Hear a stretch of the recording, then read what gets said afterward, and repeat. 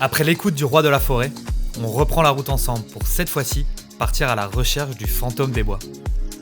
Indétectable et très discret, ce grand prédateur arpente les espaces sauvages de l'Est. Pendant longtemps absent de nos massifs forestiers et montagneux, le lynx a été réintroduit il y a une 50aine d'années. Encore extrêmement difficile à observer, je me lance le défi de suivre ses traces pour cette nouvelle quête sauvage. Alors, embarquez avec moi, direction le Jura. Ça y est les amis, on y est, on est arrivé dans le Jura. On a fait un peu de route, le temps de me changer, j'ai été accueilli par la pluie là qui commence à forcer un peu, mais bon, on va faire une petite balade avec un point de vue à la clé. On va voir ce que ça donne.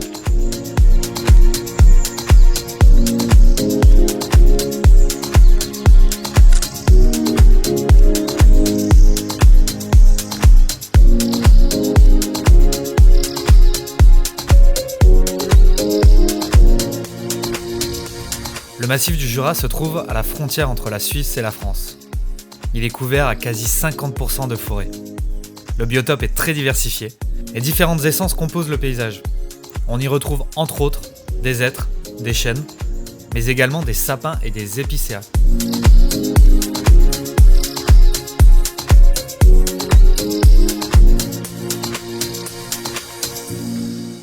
Pour mettre toutes les chances de mon côté, chaque soir, je suis allé placer en forêt ou au pied de barres rocheuses une caméra infrarouge.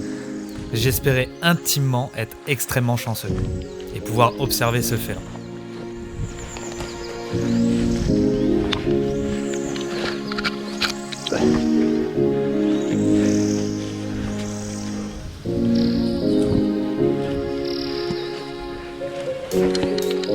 À vrai dire, j'ai toujours été plus chanceux en journée.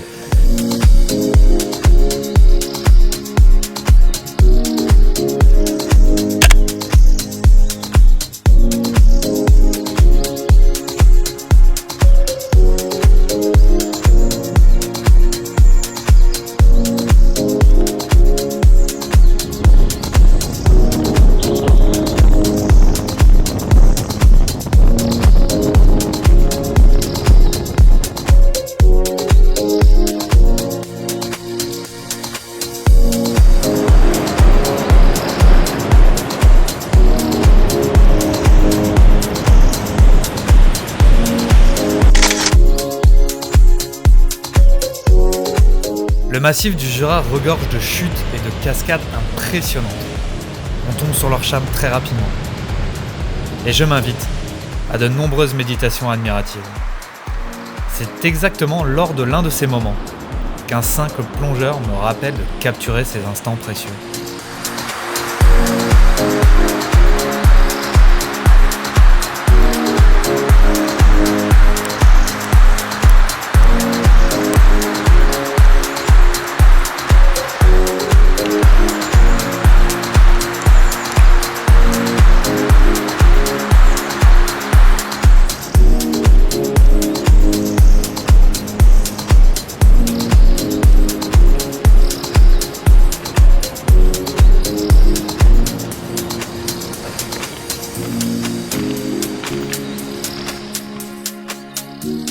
Envoûté par ma curiosité, je me perds dans les routes sinueuses de montagne. Au volant, c'est particulier. Un état d'excitation profond, mais extrêmement calme. Un état qui me guide et me pousse lors de mes road trips. C'est une énergie positive qui m'anime. C'est également elle qui permet d'enrichir les découvertes le long de la route.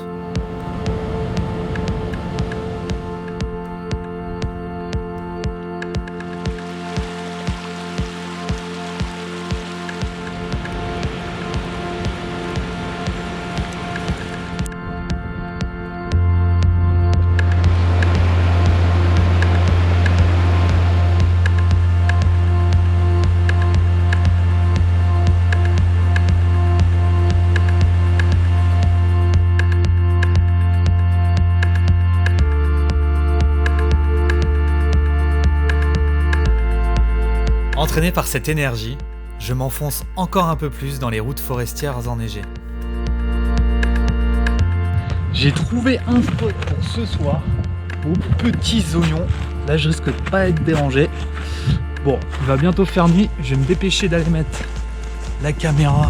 Je sais pas trop où je vais chercher pour essayer de voir s'il n'y a pas quelques petits animaux par là.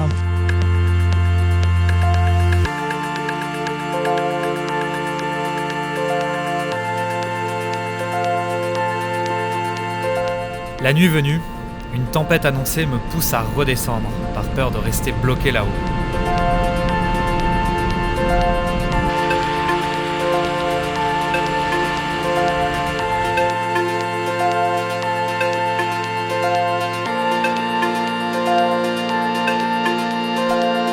Le lendemain matin, la neige fraîche et le soleil m'invitent de nouveau à explorer les alentours. Naïf, je pars donc léger et sans veste imperméable.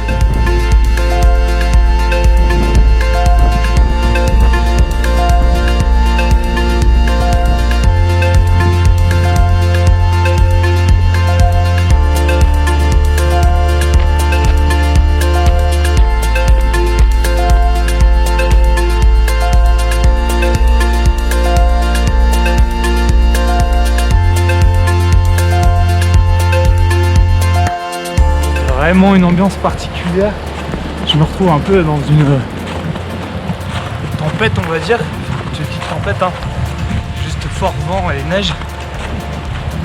Et c'est assez particulier quoi, la forêt jurassienne dans cet état. C'est ressourçant, hein.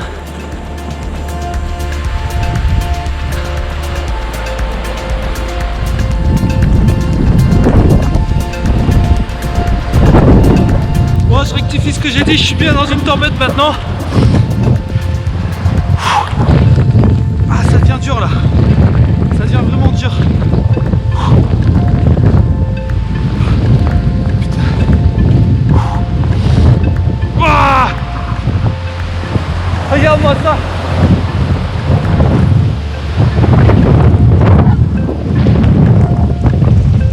C'est un sacré délire. Je suis pas prêt encore d'être à la voiture, ça va être compliqué.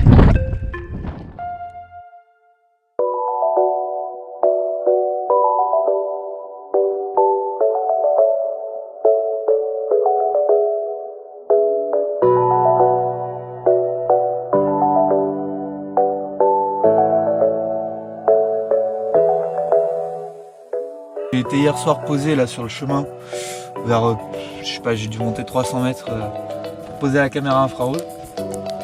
Et je m'étais dit que j'irais juste la retrouver parce que de toute façon J'ai que du brouillard, de la neige et de la pluie depuis le début du voyage. Et la surprise de ce matin, c'est que la vue est totalement dégagée et il y a du soleil. Donc on va vite déjeuner pour se mettre en marche.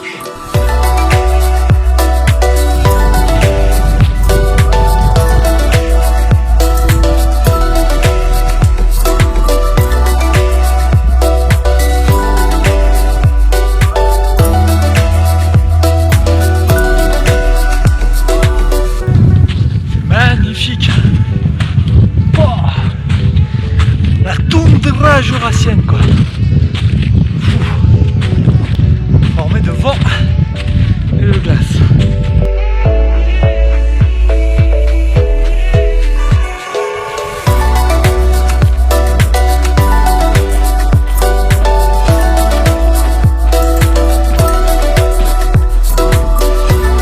Contemplatif, je m'égare sur les chemins forestiers, jusqu'à tomber sur cette incroyable cascade. Digne d'une apparition divine, la photographie la rendra fantomatique.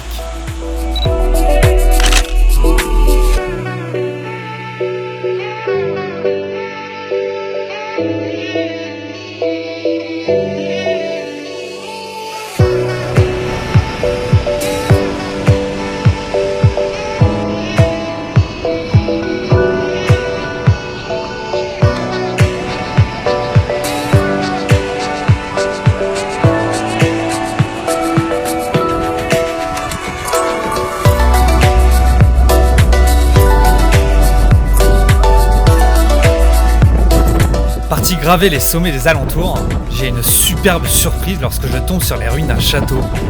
Il s'agit d'un château du XIIIe siècle, non signalé sur les cartes.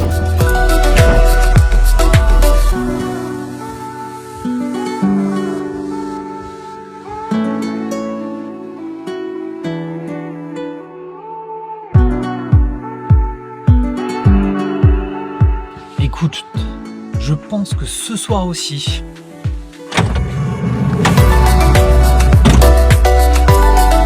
on est plutôt pas mal.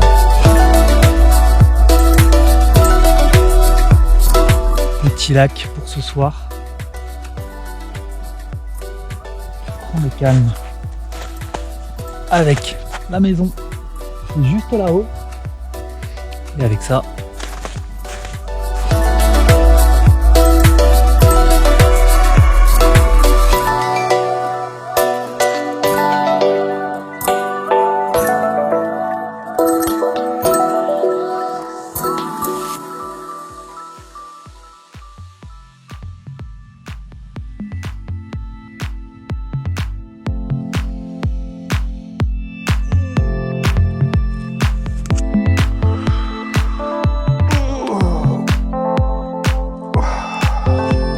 En road trip en van, ce qui est le plus agréable, c'est ce genre de réveil.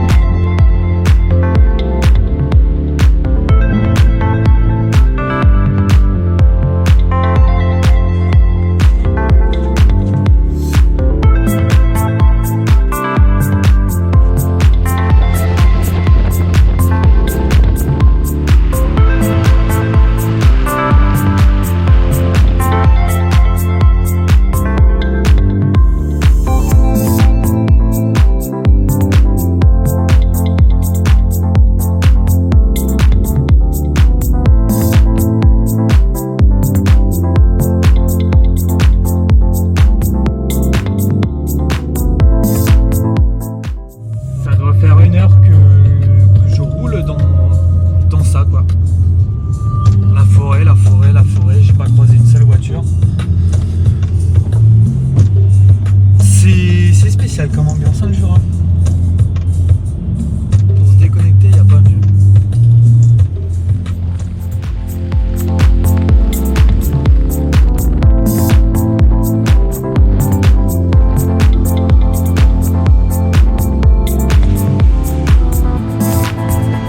Cette forêt est tellement belle que parfois j'ai l'impression de m'enfoncer dans des lieux elfiques. Et j'avoue ne jamais savoir sur quoi je vais tomber.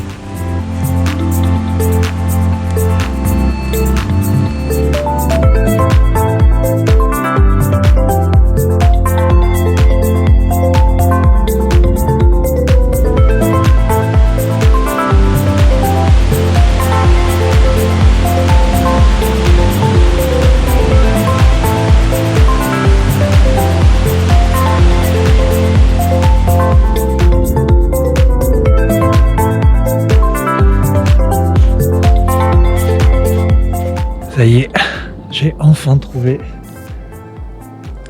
la trace du lynx. Là, c'est typique de ça. Avec le coussinet, les 4 doigts. Bon, je pense qu'on verra pas la caméra. Puis surtout, la ligne droite. Vraiment la trace du lynx, c'est ça. Donc il y en a bien un ici. Donc je vais pas nommer le lieu, mais on m'avait dit qu'il n'y en avait pas. Il y en a bien. Il y en a bien. Yes! Autre point important à préciser, c'est donc les traces sont rondes, il n'y a pas de griffes, et c'est surtout qu'en fait, là c'est de la neige fraîche, comme vous pouvez le voir, qui a verglacé en fait cette nuit. Et en fait, quand on voit des traces de chevreuil ou de, je suppose de chevreuil, en fait, ça s'enfonce fortement. Car ils avaient marché dans de la neige fraîche. Ce qui voulait dire que le lynx était passé cette nuit, après que le gel ait pris la neige. J'ai décidé de ne pas suivre les traces, afin de le laisser tranquille.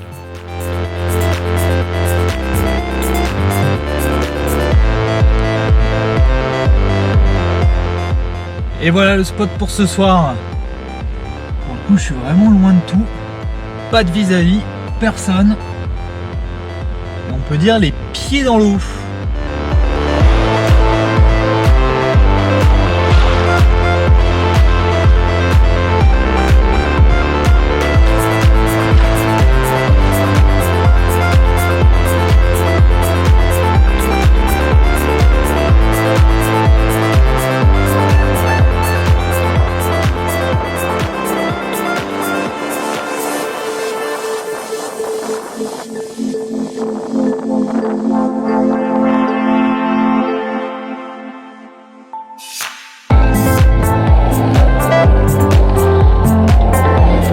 Lorsque le temps était clément et que la route s'y prêtait, je m'accordais quelques moments de détente pour monter sur le skate.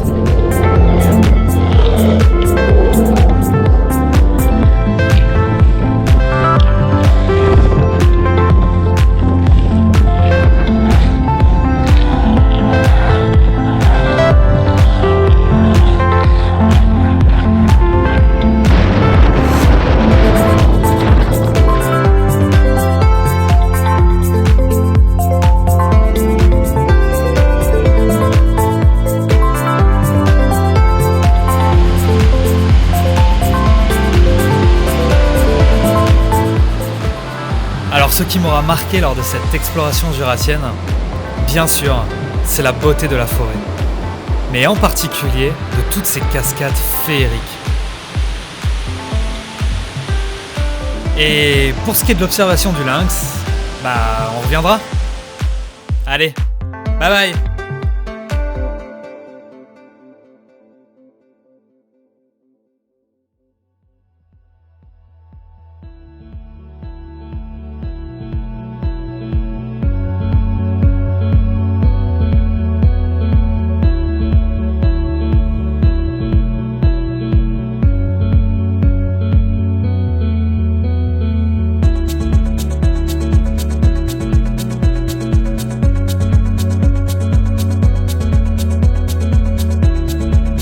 Regarde la truc, la taille des trucs qui tombent. Oh là là là là.